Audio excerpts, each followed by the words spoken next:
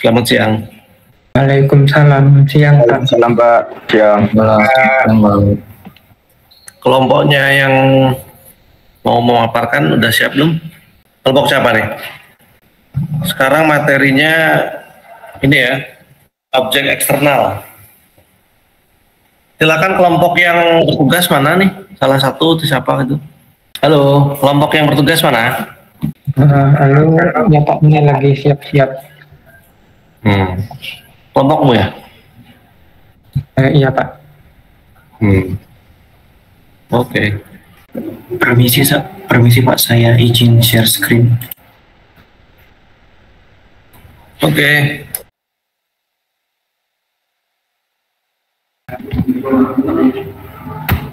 Assalamualaikum warahmatullahi wabarakatuh.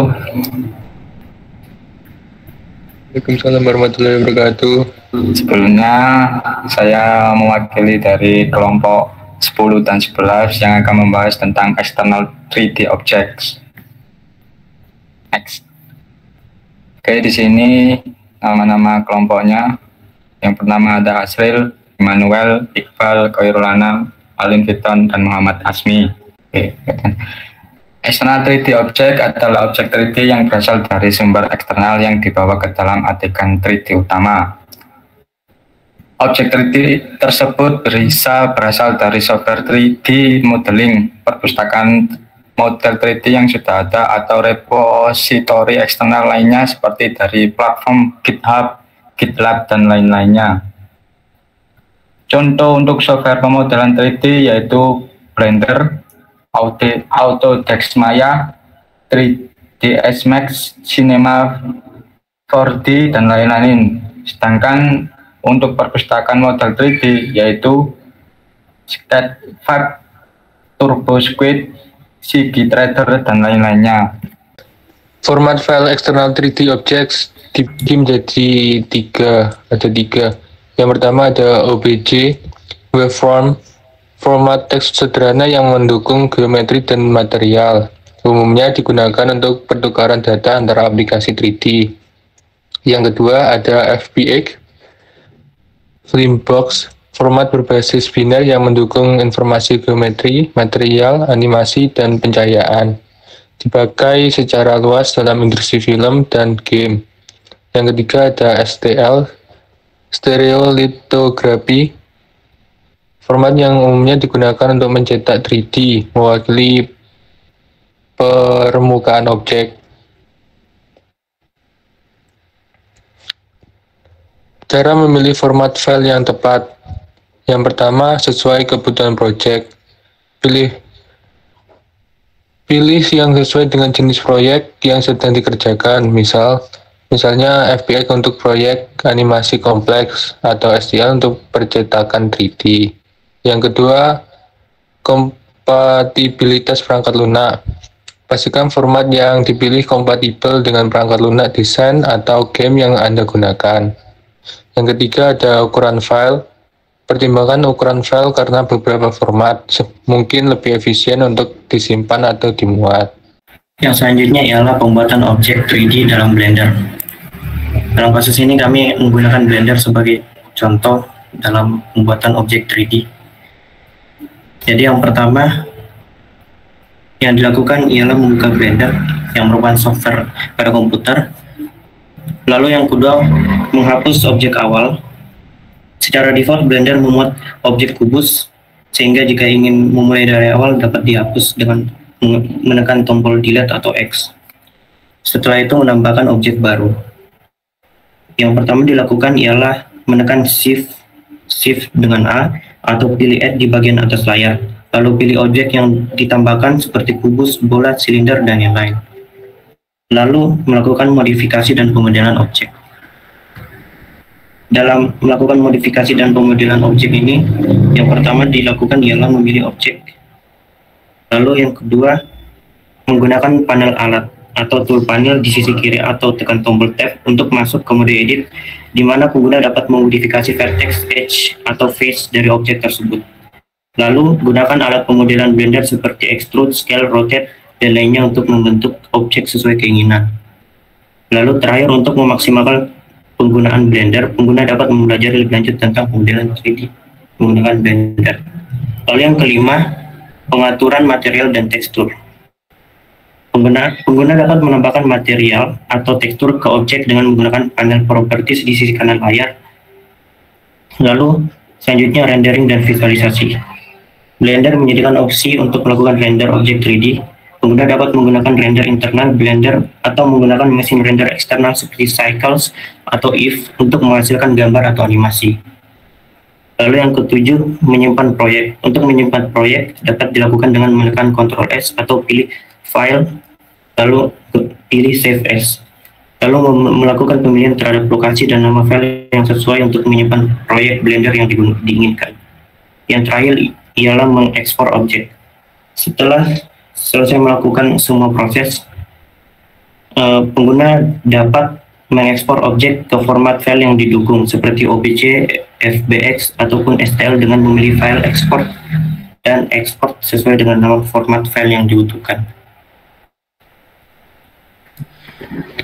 Keuntungan menggunakan eksternal 3D object. Yang pertama yaitu efisiensi waktu. Ya, diversitas desain, penghematan biaya, kolaborasi dan pertukaran, fleksibilitas penggunaan. Untuk kekurangannya yaitu ketergantungan pada sumber eksternal dan keterbatasan kustomisasi, kualitas yang bervariasi, dan terdapat masalah hak cipta dan lisensi serta ukuran file yang besar. Sekian, apakah ada pertanyaan? Mungkin bisa share screen. Saya mau share screen.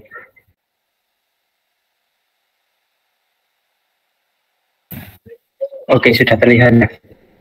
Mungkin saya jelaskan dulu bagaimana cara penggunaan Blender.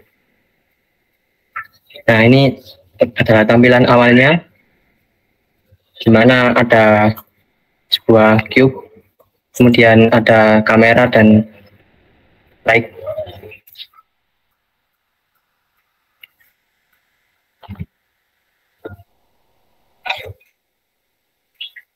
Terus kemudian untuk sama ini boleh dihapus dulu. Terus di sini bisa kalian kasih warna, misalnya kasih warna biru. Nah, nanti warnanya akan biru. Kemudian kalian bisa mengekspornya di sini banyak. Untuk Python yang sekarang yang mungkin bisa diterapkan yaitu pakai OBJ ya. Kalau FBX belum nemu library-nya yang bisa untuk mengekspor, yang untuk menampilkan lah.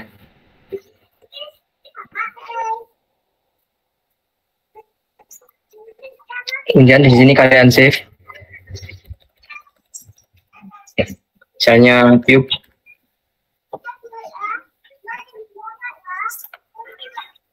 Nah, setelah itu masuk ke codingannya. Di sini ada modul untuk membaca file OBJ-nya. Kemudian di sini bisa diganti nama file OBJ-nya yaitu tadi cube. Dan bisa dijalankan. Nah, setelah dijalankan hasilnya seperti ini ya. Bisa dimajukan, bisa di kanan kiri, bisa loncat juga.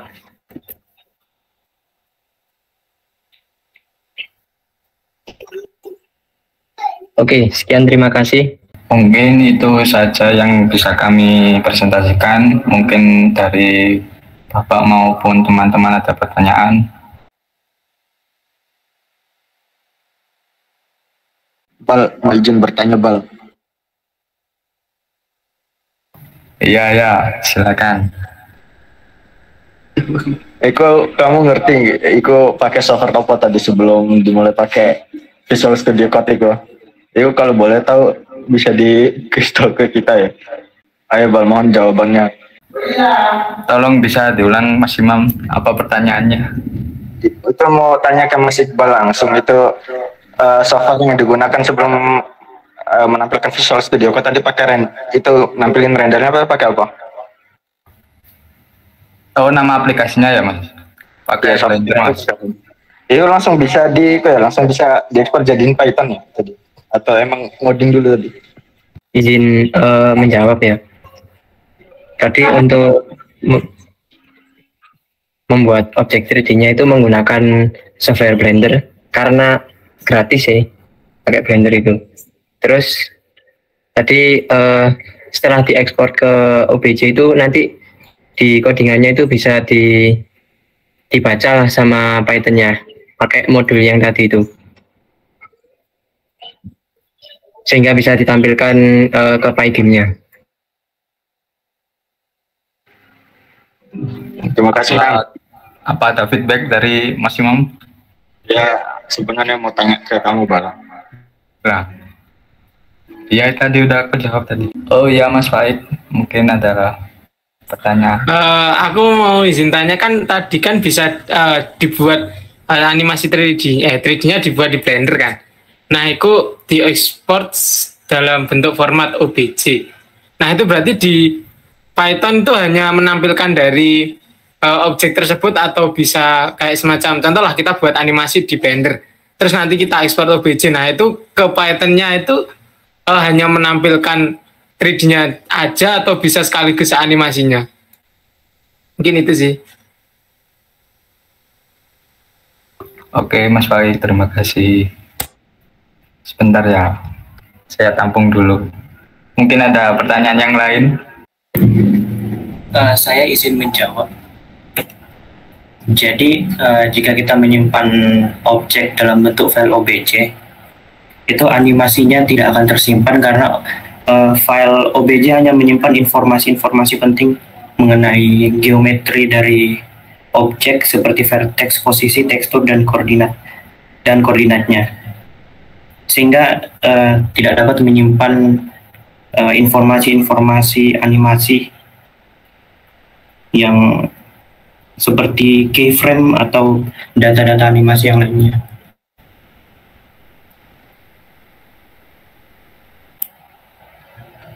Apakah sudah jelas? Oke, jelas. Terima kasih.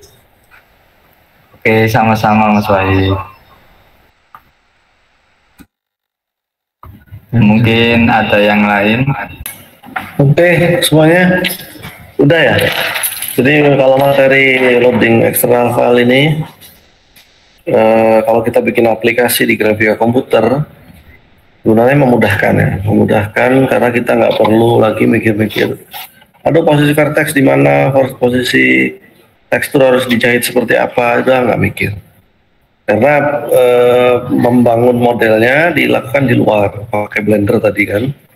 Nah yang kalau kita sudah advance dalam aplikasi yang menggunakan model 3D, maka ada baiknya kita memanfaatkan mekanisme yang seperti ini.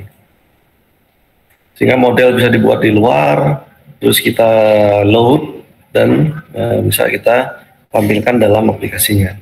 Oke, saya share dulu ya. Saya share ada beberapa informasi yang mau saya sampaikan. Ini. Nah, di Google Classroom, seperti biasa materi yang sudah dipaparkan silakan dikumpulkan di sini, di ini. Sedangkan bagi yang lainnya untuk resume silakan submit ke sini, external object.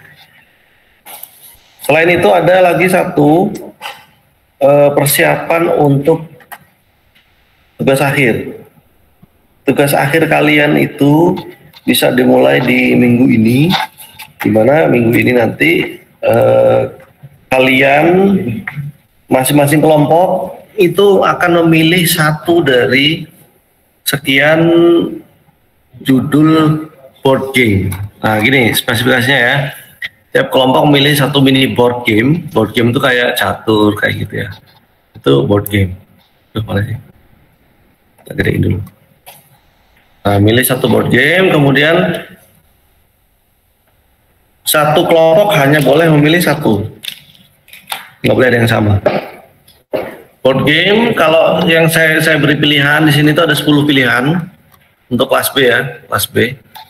Pilihannya ini ada tic-tac-toe, reversi, ular tangga, shogi, monopoli, hangman, alkerki, box game, choco, sama nine man. Ini ada 10.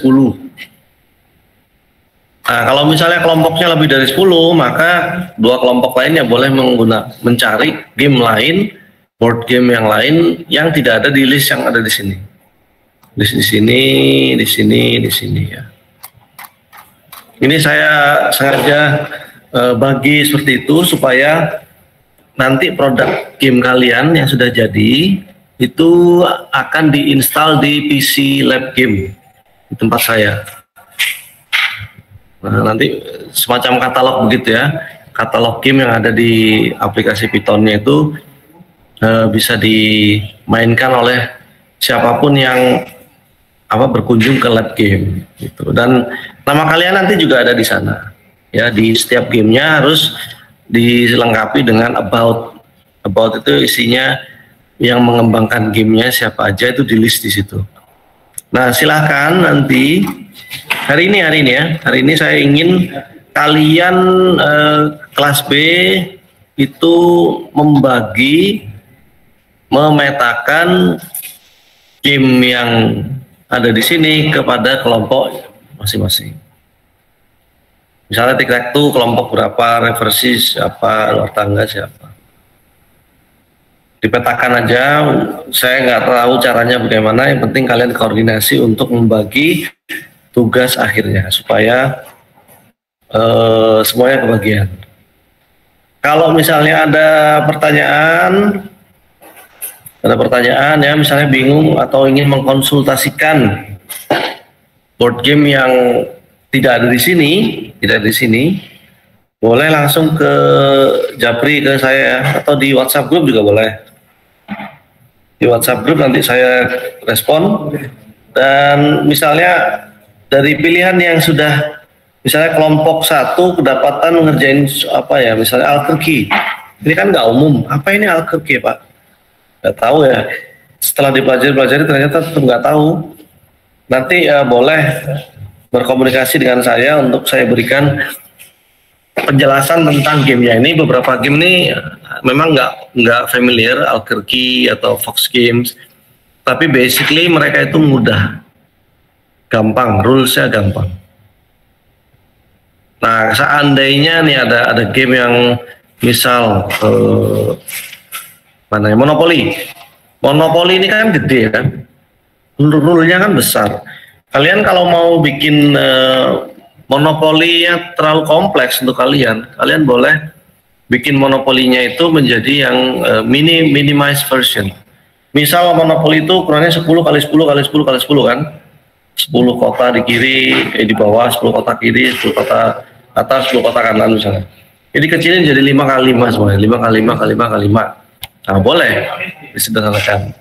Terus diganti dengan kotanya tidak di Indonesia, ya, pilihan kotanya bukan kota-kota Indonesia, tapi misal menjadi daerah wisata, misalnya daerah wisata di seluruh Indonesia. Pokoknya petaknya itu 5 kali 4 itu ada 20 area, itu semuanya tercover di sana. Ini contoh ya, contoh. Kemudian misalnya hangman terlalu sederhana, Pak. Ya dibikin supaya variasi kata-katanya, variasi gamenya itu menarik, nggak cuma ngejawab, kalau salah dia mau digantung, kalau bener aman gitu, enggak. Tapi dibikin misalnya Pak saya mau modifikasi, silakan aja, nggak apa-apa. Nanti bagi kelompok yang sudah ditentukan mengerjakan game yang mana, masing-masing kelompok harus menggunakan PyOpenGL dan PyGame yang menerapkan 4 teknik grafika komputer. 4 teknik grafika komputer itu ya seperti yang kalian pelajari selama ini ya. Misal mulai dari primitif itu udah 1 teknik. Kemudian lighting 1 teknik, material 1 teknik. Kemudian loading object itu 1 teknik juga. Jadi gampang, 4 teknik grafika pasti terpenuhi.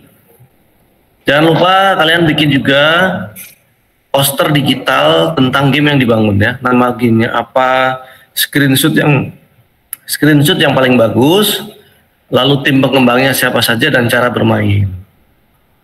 Nah, maka nanti minggu ke-16, pertemuan minggu 16 ada demo. Ada demo tiap game dan penilaian. Penilaiannya nanti dibikin supaya intergroup itu artinya kelompok satu menilai kelompok lain. Sedangkan yang intragroup ini adalah anggota kelompok menilai anggota kelompok di dalam kelompok itu ya, anggota lain dalam kelompok itu. Nanti formnya saya siapkan insyaallah. Nah, kemudian setelah demo ini beres dan beres, baru nanti kita masuk selama minggu 16 itu kita akan melakukan deployment poster dan produk di lab game. Diinstal di semua PC yang ada di dalam game lab game B1128. Nanti bisa diatur kenapa waktunya panjang, karena yang mau instalasi ini nggak cuma kelas kalian ya, kelas B, tapi kelas C juga, kelas A juga, kemudian mata kuliah game development juga satu offering, kemudian mata kuliah game programming 2 offering. Jadi ada banyak yang mau menginstal, sehingga perlu melihat situasi dan kondisi availability dari ruangannya. Kalau terlalu penuh, ya ditunggu dulu sampai beres. Setelah itu bergantian masuk ke dalam lab untuk melakukan instalasi. Nah, ada ya. Terus dari pilihan yang sudah ditentukan, kalian kemudian wakilnya, salah satu wakilnya itu mengisi di sini, mengisi di Google Form yang saya sediakan. Nanti di situ isiannya ada kelasnya apa, kemudian kelasnya apa, kelompok berapa, anggota kelompoknya siapa aja, kemudian gamenya apa, dan modifikasi atau tidak, itu disampaikan di situ. Oke, nah itu aja yang mau saya sampaikan. Ada yang ditanyakan nggak tentang inisiasi proyek akhirnya? Apakah cukup jelas? Pak, mau izin bertanya Pak. Silakan. Itu di kelas B itu ada total kelompoknya kan ada 12.